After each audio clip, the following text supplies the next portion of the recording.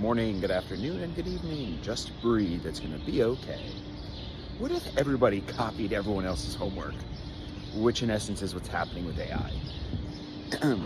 My biggest fear with artificial intelligence is that we are going to find ourselves in a place where we know absolutely a little bit about everything and pretty much nothing about any one particular topic.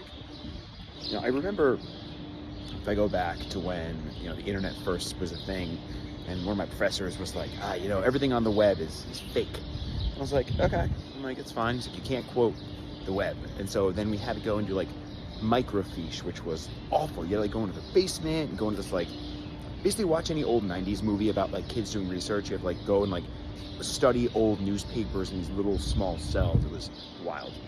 Anyway, and then there was a moment, I want to say maybe 10 years ago, where like everything on the internet was like, oh, you can quote the internet. I remember thinking to myself like, wow, what a paradigm shift. And now we're sitting at a point where, AI is starting to copy itself. And what you're going to have if AI doesn't have good source material is, in essence, a collapse of the model to some degree, right? Or weird aberrations. And it's funny because so many young people are actually using AI to speed up their process of research and still doing the research. And then others, because human nature, are using it to pretty much do the paper.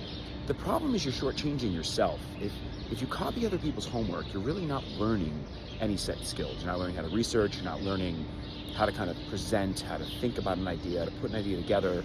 And for me, with my disabilities, it's challenging to do that in the first place.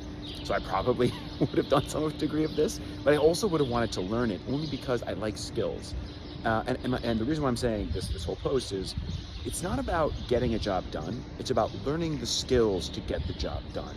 And that's my fear with artificial intelligence if you don't use it just to kind of as a stopgap for your own education, right? So you want to speed up your research, great. Use AI to start the process, then do your research, get it going.